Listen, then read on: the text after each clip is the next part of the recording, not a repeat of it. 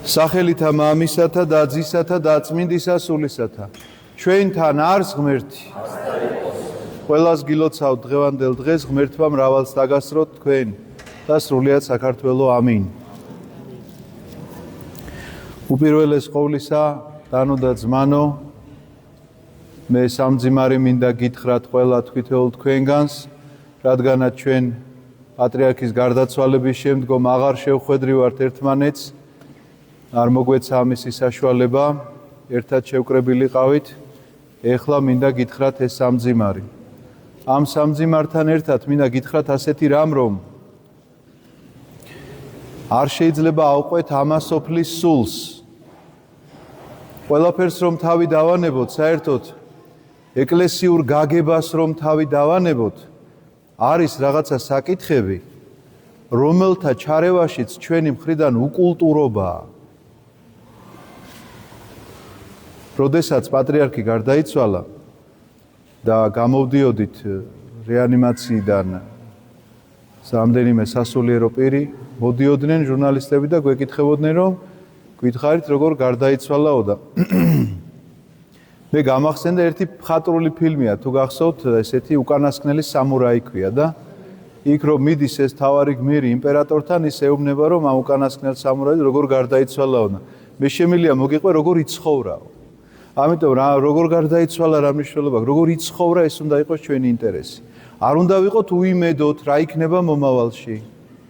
იმიტომ რომ მომავალშიც ღვთისწყალობით ყველაფერი კარგად იქნება. გვყავს ჩვენ სინოდში ძალიან ღირსეული ხალხი, რომლებიც გააკეთებენ არჩევანს სულიწმინდის კარნახით და არა პირადი სიმპათიებით. ამიტომაც შეკითხვები მსგავსი, რომელიც ისმის დღეს საზოგადოებაში, მე მინდა თქვენ რატომ დავიწყე ამაზე ლაპარაკი, რომ არ აყვეთ ამას. არავითარ შემთხვევაში არ აყვეთ, იმიტომ რომ ძალიან მარტივი რამ არის. ოჯახში რომ მამა გარდაიცვლება, სულ ცოტა 40-მდე მაინც არ საუბრობენ ასეთ თემებზე, რომ მამამ ეხლა ვის მეტი ქონება დაუტოვა და ვის ნაკლები. ხომ არ ლაპარაკობენ ამაზე. ამიტომაც არ შეიძლება ჩვენი მხრიდანაც მსგავსი საუბრები. კვლავ გავიმეორებ ამ სიტყვას, რომელიც არ მომწონს, მაგრამ უნდა ვთქვა, უკულტურობაა ეს. არ შეიძლება. ამიტომაც ჩვენი ფიქრი სხვა რამეზე უნდა იყოს გადართული. ჩვენი გონება სხვა რამეზე უნდა იყოს გადართული და თუ რაზე, ახლა შევეცდები ამაზე გითხრათ ორიოდე სიტყვით. დღევანდელ დღეს არის მეხუთე კვირა დიდმარხვისა და არის მარიამ მეგვიპტელის ხსენება. ამავდროულად სახარება იქნა წაკითხული, რომელიც ძალიან საინტერესო ამბავს მოგვითხრობს. და მე მინდა რომ რაღაცა შევაჯეროთ ეს ყველაფერი და ერთად ვთქვათ ყოველივეს შესახებ. პირველ რიგში სახარებით დავიწყებ კვლავ. მაცხოვარი მიდის იერუსალიმის მიმართულებით თავის 12 მოწაფესთან ერთად და მათ ეუბნება ასეთ რამეს. რა ელოდება მომავალში? და პირდაპირ ამბობს, ჩამოთვლის ყველა იმ განსაცდელს, რომელიც მას უნდა შეემთხვას და ამბობს, რომ მე შემიპყრობენ, ძალიან დიდ შეურაცხყოფას მომაყენებენ, რომ იქნება ფურთხება, რომ იქნება გმობა, ანუ გინება, რომ იქნება ფიზიკური შეურაცხყოფა, რომ იქნება ჯვარცმა, რომ იქნება სიკვდილი. აი ესეთ რამეს ყვება მაცხოვარი თავის მოციქულების წინაშე. მაგრამ ორი მოციქული მოდის მასთან და ეუბნება, რომ ჩვენ რაღაც სათხოვარი გვაქვს. და რა სათხოვარი გაქვს? რომ ერთი შენს მარჯვნივ უნდა დავждეთ და მეორე შენს მარცხნივ. აი ეს გახლავთ ჩვენი ადამიანური გონება. რაზეც წეღან ლაპარაკობდი, რომ არის რაღაცა საკითხები, რომელსაც დროის შერჩევა მაინც, სულ ცოტა დროის შერჩევა მაინც ჭირდება, როდის უნდა იკითხო, ან როდის უნდა ითხოვო, ხო მართალია? ამ დროს, როდესაც ადამიანი საკუთარ ტანჯვაზე და გარდაცვალებაზე ლაპარაკობს, შენ ელაპარაკები მას თანამდებობაზე. შენ ელაპარაკები მას, როგორ ესე იგი მის მარჯვნივ უნდა იყოს ერთი და როგორ მის მარცხნივ, ესენი ძმები არიან, მოციქულებად არიან გამორჩეული თან. ერთს იაკობი ქვია და მეორეს იოანე. მაგრამ მიუხედავად ამისა, აი ამ შეცდომას უშვებს ყოველთვის ადამიანი, იმიტომ რომ არ იცის ხანდახან რა არის სათხოვარი კეთილი. და ჩვენ ეს რომ არ შეგვეშალოს, ამისთვისაც მინდა გითხრათ, რომ ეს სახარება არც შემთხვევით არ არის დღევანდელ დღეს საკითხული, რაღაცა პატრიარქთან მიმართებაში ესეთი ამბავი, რაც მოვყევი, რომ მსგავსი ჩარევები ჩვენი მხრიდან უკულტურობად წარმოჩინდება მეთქი. სწორედ ამიტომაც თითქოს ეს სახარება დღეს რომ მკითხულობდი, კიდევ ერთხელ შემახსენა ეს ამბავი რა რომ არის რაღაცა დრო, როდესაც შეგიძლია დასვა კითხვა. და არის დრო, როდესაც არ უნდა დასვა ეს კითხვა. იმიტომ რომ არ შეფერის შენს ღირსებას. განა იმას თქვათ რომ ვიღაცა მაღლა დგას და რაღაცა სათხოვარი შენს ღირსებას, შენს ადამიანურ ღირსებას არ შეშვენის. ამიტომაც ეს გარანტირებული თანამდებობა რომ ერთი მარჯვნივ უნდა ვიყო და ერთი მარცხნივ, როდის ეკითხები ამას ამ ადამიანს? როდესაც ის გელაპარაკება, როგორი ტანჯვა უნდა მიიღოს? როდესაც გელაპარაკება, რა შეურაცხყოფა უნდა დაითმინოს და როგორი ტკივილი უნდა განიცადოს და ამ დროს შენ თანამდებობაზე ელაპარაკები. ამიტომაც ეს სახარება იკითხება ყოველთვის დიდმარხვის მეხუთე კვირას, რომ ჩვენ შეგვახსენოს, რომ არ დაგვავიწყდეს რა არის ჩვენი მთავარი სათხოვარი. რომ სწორად ვიცოდეთ რა არის ჩვენი მთავარი სათხოვარი. ის კი არა რომ მარჯვნივ და მარცხნივ თანამდებობა. თუმცა კი აქვე ამ სახარებიდან გამომდინარეც უნდა გითხრათ. მიუხედავად ამისა, კაცთმოყვარე ღმერთი იმას კი არ ეუბნება რომ აი თქვენ ესე იგი როგორ მე ახლა რაზე ვლაპარაკობ და თქვენ რაზე მელაპარაკებით, მე რას ვამბობ და თქვენ რა კითხვებს მსგავს არაფერს არ ეუბნება. იცით რას ეუბნება? ეს ამბიცია რომელიც მას გააჩნია. შეიძლება რომ კონდეს ასეთი ამბიცია. მაგრამ გინდა რომ იყო ესეთი პირველი, მაშინ იყავი ყველას მსახური. და მე მინდა გითხრათ კვლავ პატრიარქის გახსენებას დაუბრუნდე, რომ მან ეს შეძლო არა იმით რომ პირველ თანამდებობაზე დაჯდა და პირველ სკამზე იჯდა საქართველოს მართლმადიდებელ ეკლესიაში. მან ეს პატივისცემა დაიმსახურა იმით რომ იყო ყველას მსახური. თუ ეს ასე არ არის, შეგიძლიათ კადრები ნახოთ მისი გასვენებიდან. რა ძალამ შეიძლება აიძულოს ადამიანებს მორწმუნესა თუ არა მორწმუნეს 7 და 8 საათიან რიგში იდგეს იმისთვის რომ უკანასკნელი პატივი მიაგოს კაცს. გაიძულებს ის რომ ხვდები რომ ის შენ გემსახურებოდა მთელი ამ წლების განმავლობაში. მთელი 59 წლის განმავლობაში მსახური იყო თითოეული ჩვენგანისა და პირველ ტახტზე რომ იჯდა თითქოს ამას უყურებდი მთელი 59 წელი და რომ გარდაიცვალა ახლა მიხვდი რომ თურმე მსახური იყო შენი და ამიტომაც ხარ ახლა ამ რიგში აქ უდრტვინველად და ხმის ამოუღებლად. ყოველგვარი კონფლიქტი გინახავთ ასეთი ქართველების ერთად შეკრება უხმაუროთ? აი ესეთი სასწაული იყო. ამიტომაც სახარებისეული ეს სიტყვები რომელიც ჩვენ გვესმა დღეს და წავიკითხეთ დღევანდელ აი ამ მსახურებაზე ნიშნავს ამას რომ შენ შეიძლება გინდოდეს რაღაცისკენ ისწრაფოდე. ეს არ არის დანაშაული, მაგრამ რის ხარჯზე? რისთვის გინდა ამას უნდა აცნობიერებდე უპირველეს ყოვლისა და რის ხარჯზე? რომ ვიღაცას გადააბიჯო და ამის ხარჯზე გახდე პირველი არა. იმიტომ რომ იქ სხვა მოციქულებიც იყვნენ. და იმ მოციქულებზე საერთოდ არ ფიქრობენ ესენი. თავარი ერთს უნდა მარჯვნივ და მეორეს მარცხნივ. და დანარჩენი მოციქულების ადგილი საერთოდ არ აქვთ გათვალისწინებული. სადღაცას მათ მერე უნდა იყვნენ ეს გასაგებია. მაგრამ იქ ვინ იქნება მესამე, მეოთხე და მე-12 ეს აღარ აინტერესებთ. ამიტომაც რის ხარჯზე იქნება შენზე მაგარი მოციქული დგას აქ, ამასაც კი არ ფიქრობ. იქნება შენზე მაგარი ნიჭიერი ადამიანი დგას აქ, რაღაცა თანამდებობისკენ რომ ილტვი. იქნება შენზე მაგარი მეცადინე კაცი დგას. რომ გინდა რომ შენ ჩაგიწერონ უმაღლესი ქულები და მას ეკუთვნის უმაღლესი და შენ მის შემდეგ. აი ეს გახლავთ ჩვენი ადამიანური ეგოიზმიდან გამომდინარე ის რასაც ვითხოვთ ხოლმე ხშირად, რაც არ გვეკუთვნის, რაც უადგილოა და არ ვიცით ნამდვილი სათხოვარის შესახებ.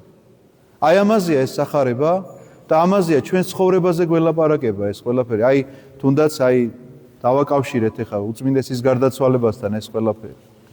მაგრამ ახლა ისიც ვიკითხოთ რა შუაშია მარიამ მეგვიპტელი ამ ყველაფერთან ერთად. რატომ მეხუთე კვირაში მისი გახსენება? ხომ ყველამ ვიცით რომ იყო მრუში, რომელიც მოექცა, წავიდა უდაბნოში და იღვაცა და გახდა წმინდანი. მაგრამ ეს ისტორია პირველ კვირაში რომ მოეყოლათ, ხო არ ჯობდა, იმიტომ რომ მეც იქნება ესეთი ბაძველობა მქონოდა, რომ რაღაცა ცუდად ცხოვრობდი და ეხლა კარგად მინდა დავიწყო ცხოვრება. სინამდვილეში ეს ასე არ არის, იმიტომ რომ ეკლესიას გააჩნია თავისი პედაგოგიური მეთოდი, რომელი მეთოდიც, რა თქმა უნდა, გამოცდილია წლების მიერ საუკუნეების მიერ შეიძლება ასე ითქვეს, წმინდა მამებმა ეს ესე შემთხვევით არ დაადგინეს და დაადგინეს რატომ? იმიტომ რომ ყველანაირ სიახლეს შენ დიდი ენთუზიაზმით ეგებები. მათ შორის მარხვასაც, რომელიც წელიწადში ერთხელ გაქვს, ასეთი მარხვა. და გეუბნებიან რომ ეხლა იწყება ასეთი განსაკუთრებული მარხვა და ეგებები შენ ამას დიდი ენთუზიაზმით. ლოცვები იმაში რო არის ცნობილ ფილმში, იქ ვინ წავა და მე ყველგან პირველ ნაბიჯს ვდგა. ლოცვებს ამდენს წავიკითხავ, მარხვას ასე შევინახავ, იმას არ შევჭა, ამას არ ვიზავ და რო გაივლის შუა მარხვა მივხვდი რომ დაიღალე. ლოცვების კითხვა უკვე გეზარება. სამარხო საჭმელი უკვე აი აქ აღარ არის, აქ არის. ეხა რაღაცა ახალი გინდა და ახალს იგონებ, სადღაცას გაიგონებ რომ თურმე სამარხო რაღაცა იყიდება იქ განსაკუთრებული და შეიძლება გაიარო ამისთვის 1-50 კილომეტრი საოცარ საცობში. აი ამ ყველაფრის განსახლებლად ეკლესიამ დაადგინა მარიამ მეგვიპტელის ხსენება.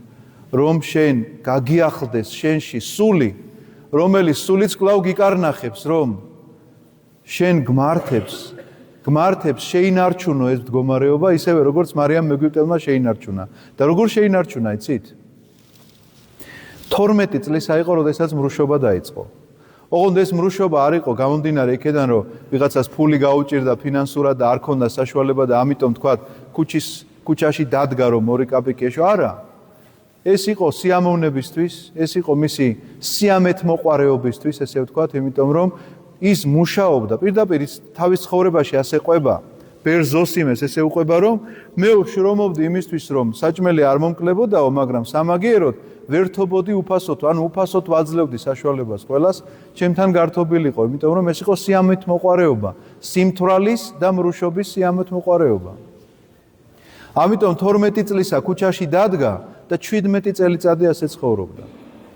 და შემდეგ 3-17 წელიწადი უდაბნოში იცხოვრა. და რა გააკეთა?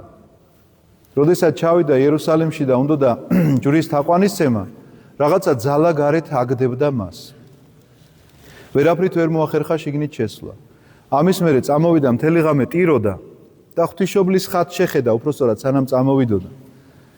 და მიხვდა, რომ ეს არ იყო ჩვეულებრივი რაღაცა ძალა, ეს იყო საღვთო ძალა, რომელიც მას არ უშვებდა ამ სიწმინდესთან და ღვთისმშობლის წინაშე აღთქმა დადო, რომ ის უბიწოდი ცხოვრებდა.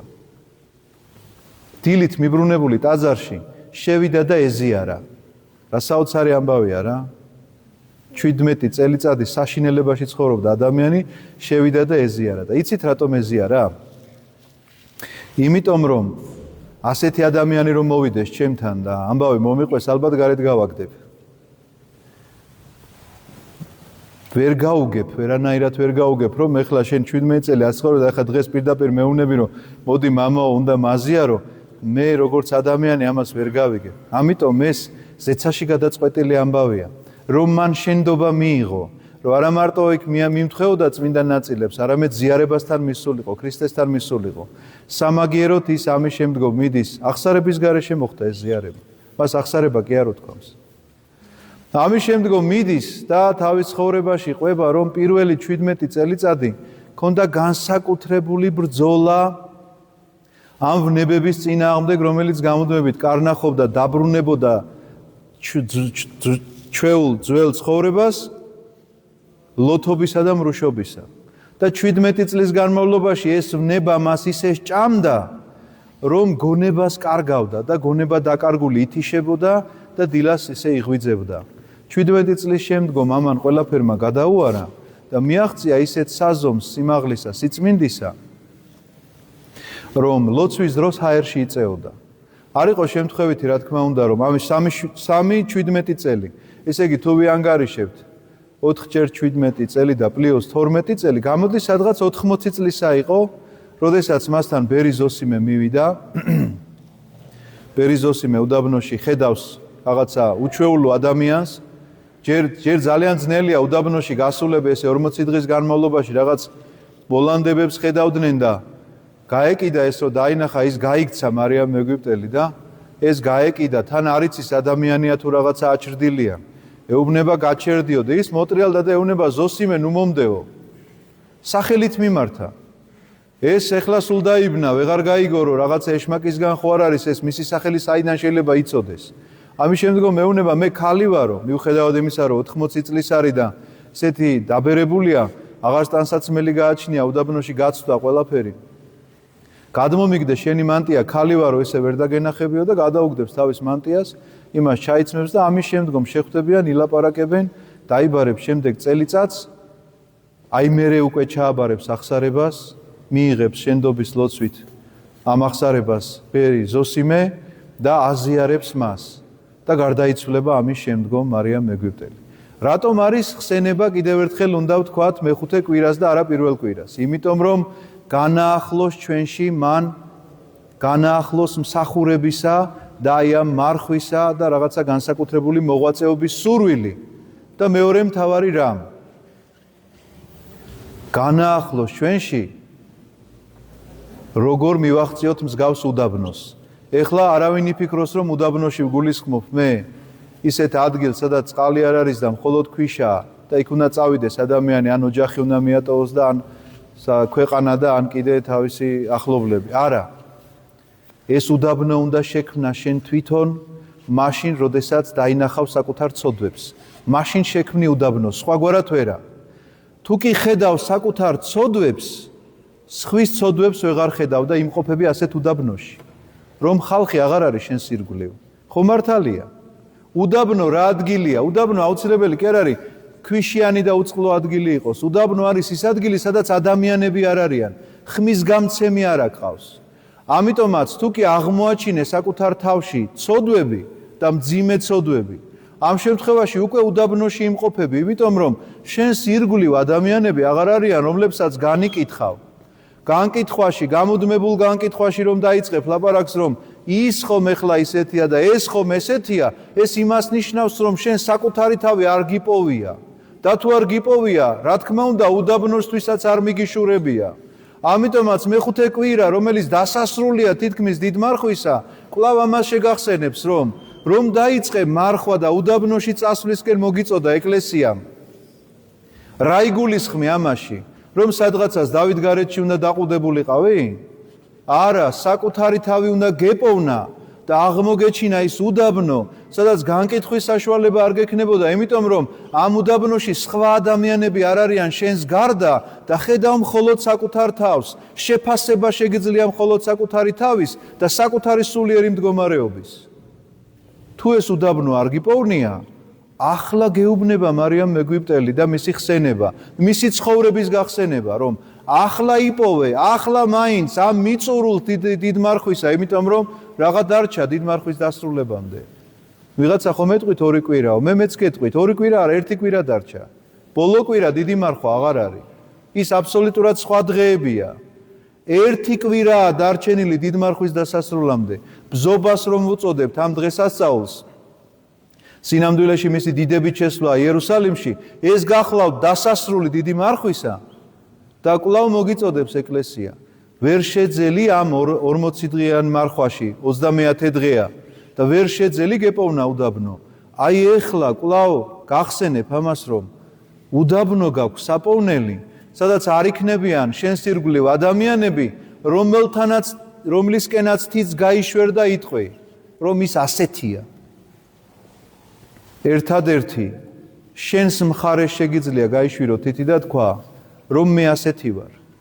შეპირება, რომელიც მარხვის დასაწყისში დავდე, რომ ასე ვიმარხულებ და ისე ვიმარხულებ, ესეც აღმოსაჩენია ჩემში, რომ ეხლა რომ გამინელდა ეს გრძნობა, მე კვლავ შევახსენო ჩემ თავს, რომ მარიამ მეგვიპტელი როგორ ებრძოდა ამას 17 წლის განმავლობაში და შენ ბოლო დარჩენილი ეს 7 თუ 8 დღე, როგორ უნდა გაძლო იმ შენი სიტყვიდან გამომდინარე, თუნდაც როდესაც იწყებდი ამ მარხვას და ამბობდი, რომ მე ასე ვიმარხულებ, აქედან გამომდინარე, როგორ უნდა გაძლო და როგორ უნდა შეძლო ის, რომ მე შევინარჩუნო აი ეს მარხული მდგომარეობა.